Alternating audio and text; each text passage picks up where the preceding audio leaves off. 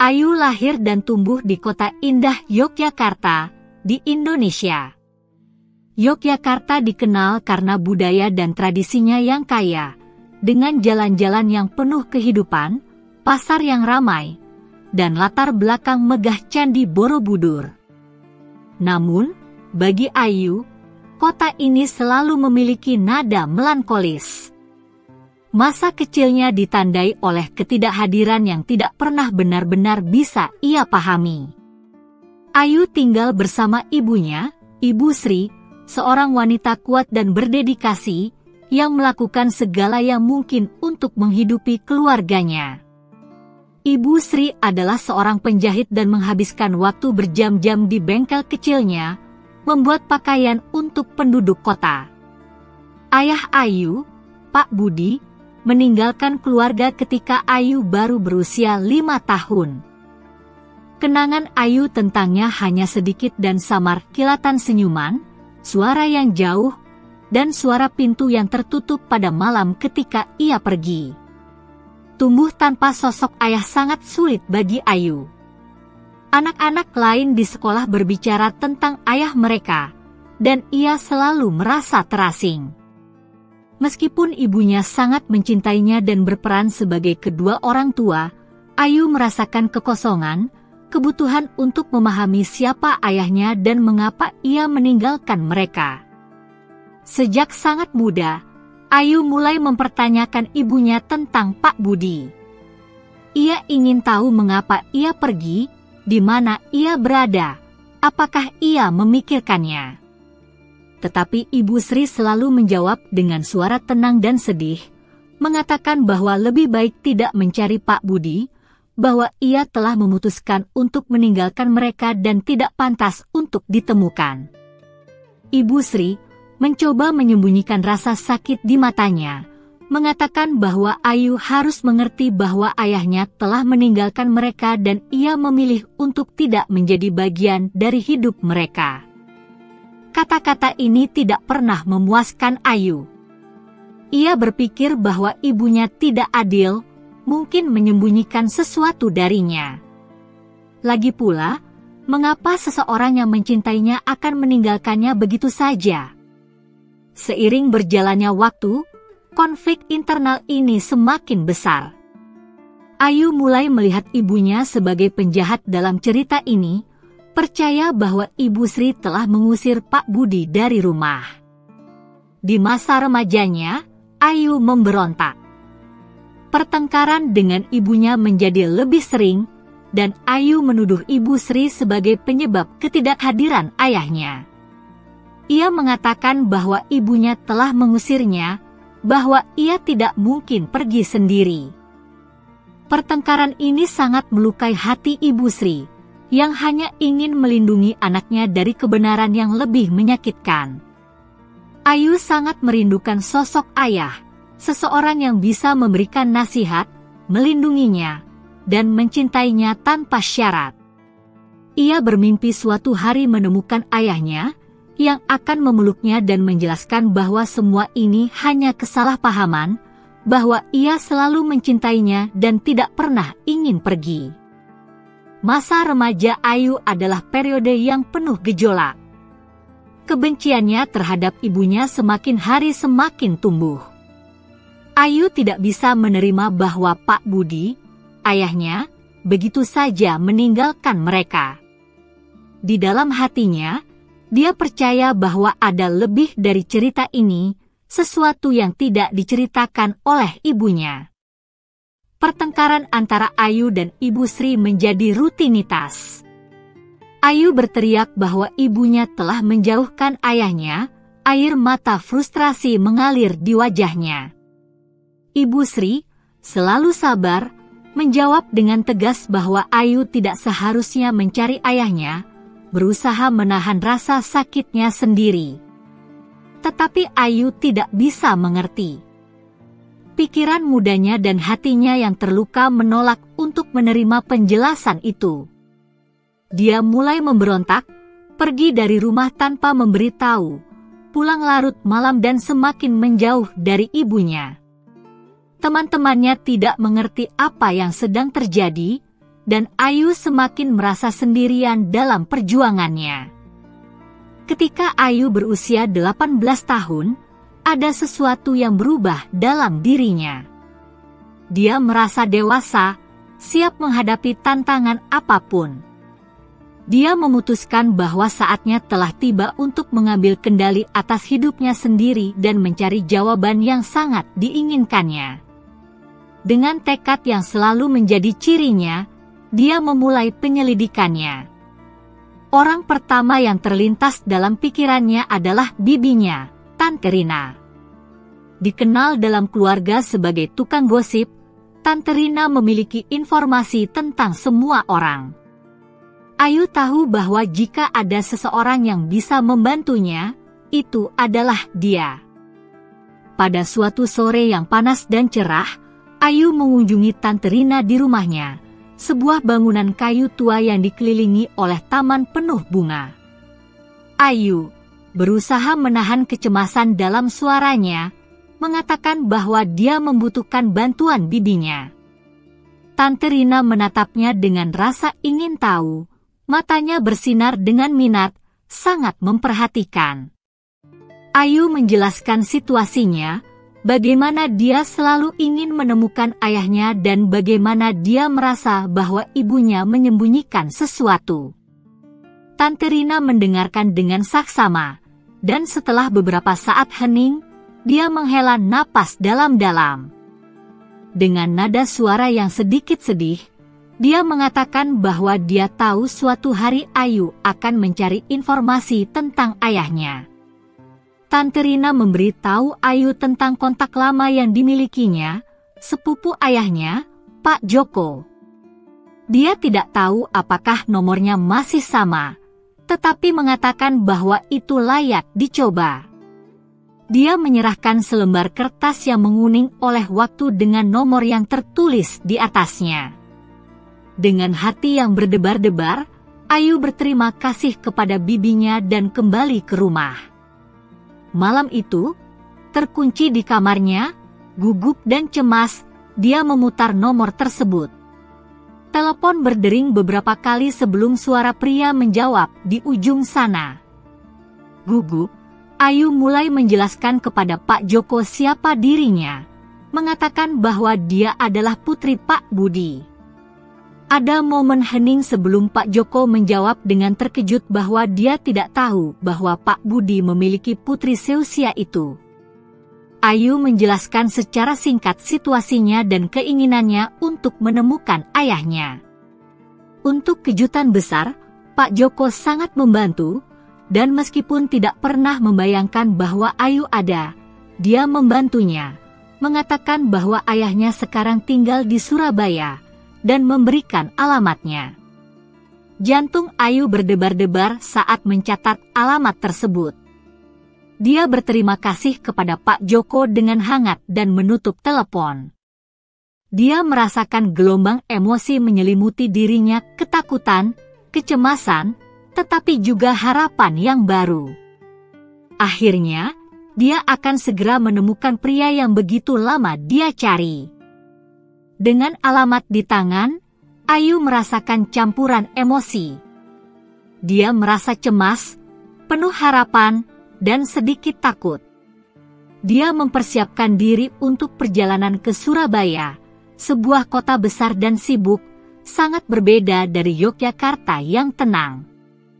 Itu adalah perjalanan yang panjang, tetapi Ayu bertekad untuk menghadapi rintangan apapun demi menemukan Pak Budi.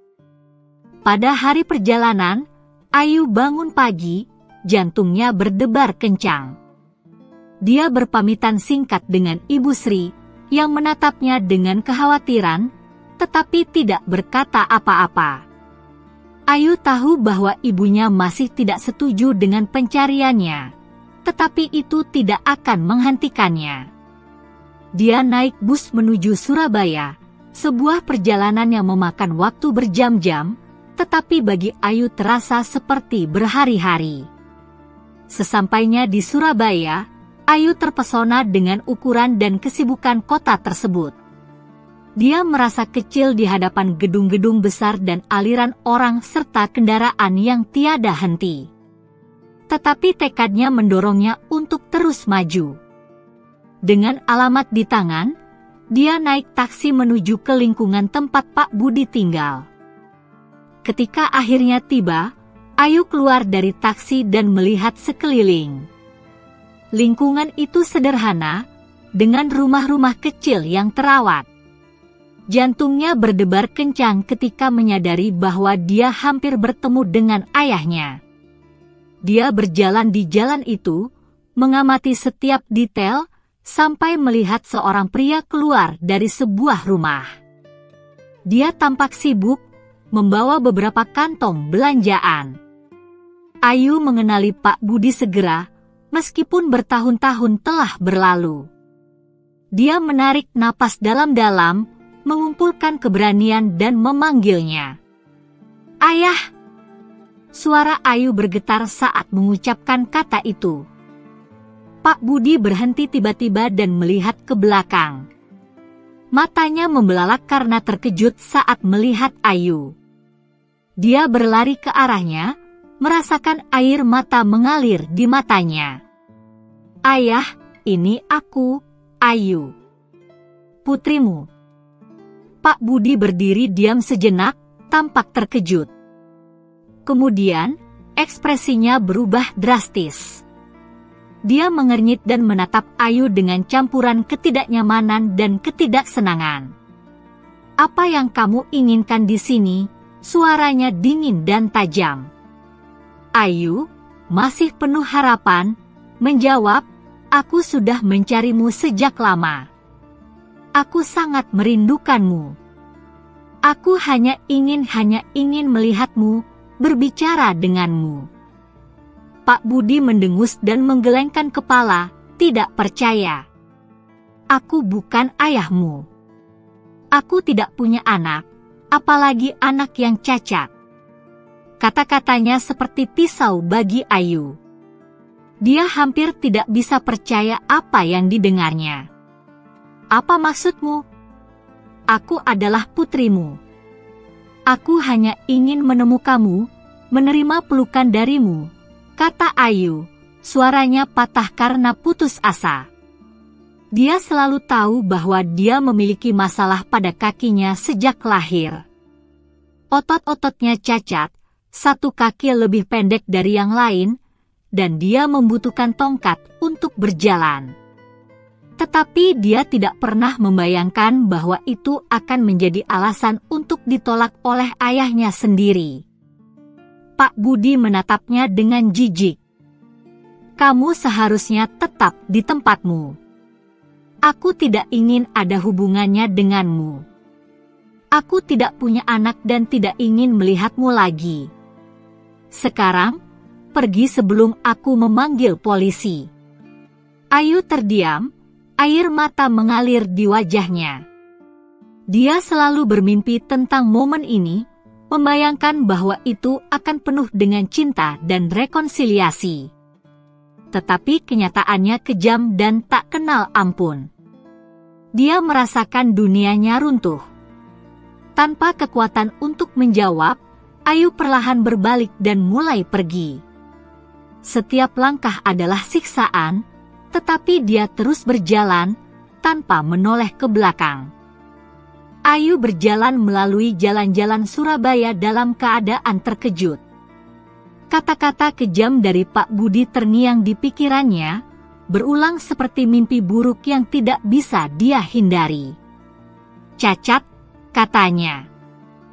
Kata itu menusuknya seperti pisau, menghancurkan mimpi dan harapan yang telah dia pelihara selama bertahun-tahun.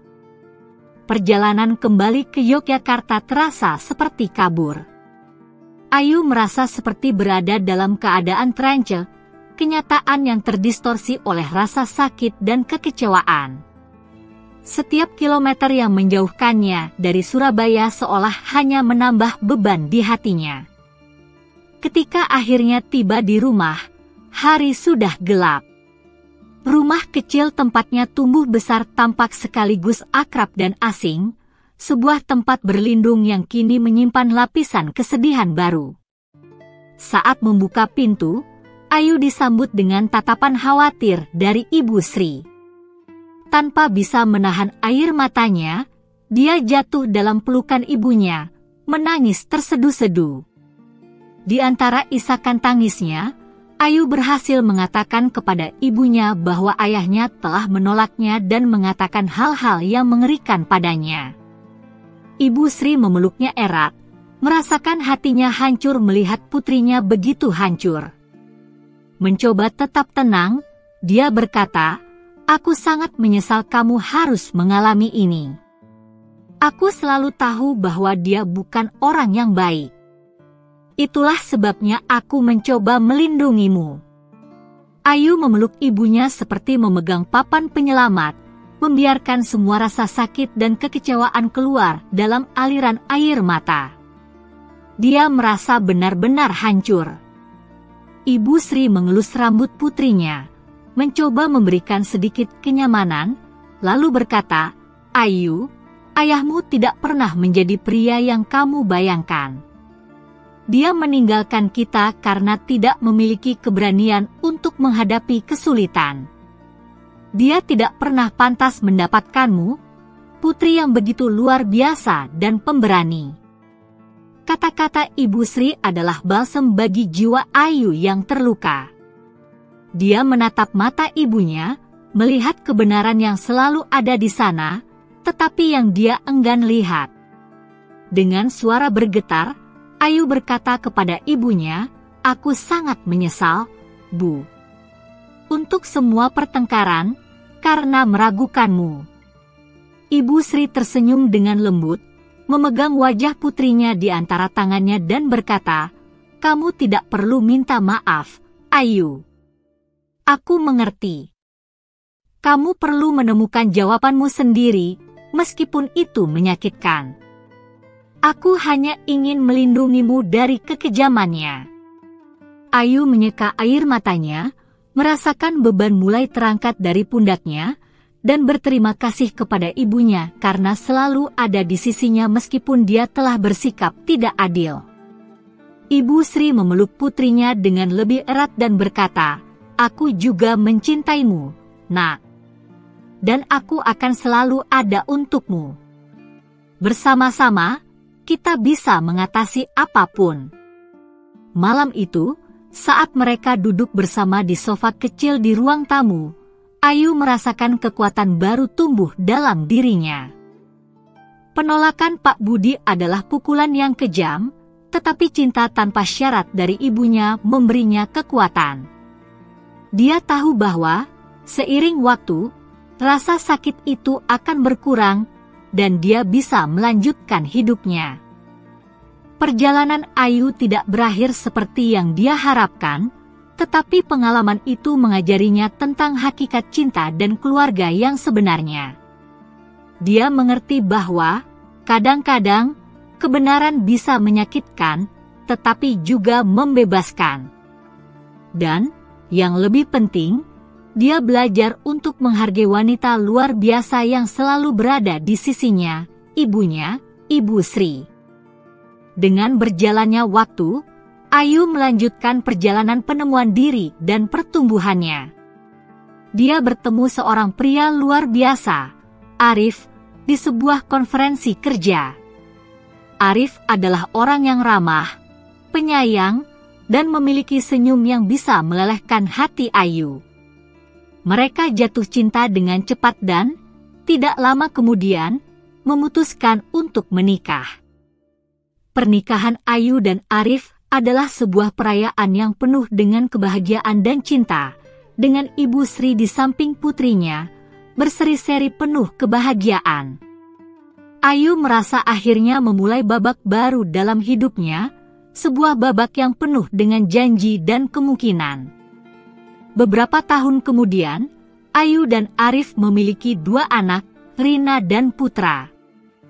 Kehadiran anak-anak membawa cahaya baru ke dalam hidup Ayu. Dia mengamati Arif berinteraksi dengan anak-anak, melihat cinta tanpa syarat yang ditunjukkan dalam setiap gerakan dan kata-kata.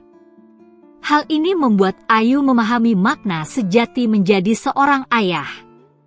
Melihat Arif menjadi seorang ayah yang begitu berdedikasi dan penyayang membantu Ayu menyembuhkan luka yang ditinggalkan oleh Pak Budi. Dia menyadari bahwa cinta sejati tidak mengenal batas fisik atau emosional.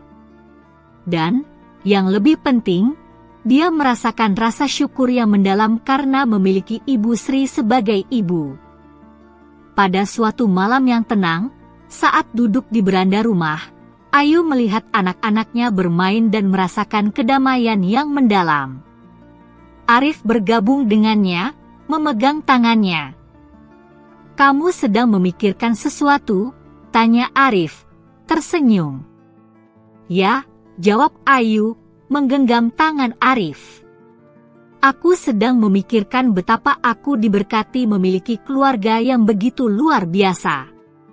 Dan betapa aku bersyukur pada ibuku yang selalu ada di sisiku." Arif menciumnya di kening, menyampaikan semua cinta dan dukungan yang dia rasakan. Ayu tahu bahwa, dengan keluarga barunya dan cinta yang tak tergoyahkan dari Ibu Sri, dia bisa menghadapi apa saja. Ayu menemukan kekuatannya dalam orang-orang yang benar-benar penting dan membangun kehidupan yang penuh dengan cinta dan kebahagiaan.